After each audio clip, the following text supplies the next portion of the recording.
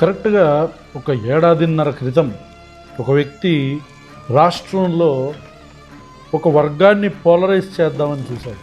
ఏ వ్యక్తి press meet తర్వాత మేము మా ప్రొఫెషన్ కూడా వదిలేసి ఫుల్ టైం యూట్యూబ్లోకి రావాలని అనుకున్నామో, ఏ వ్యక్తి స్పీచ్ ద్వారా చాలామంది హిందువుల మనోభావాలు దెబ్బతిన్నాయో, ఏ వ్యక్తి అయితే మత రాజకీయాలని ఆంధ్రప్రదేశ్లో ప్రవేశపెట్టాడో ఆ వ్యక్తి పవన్ కళ్యాణ్.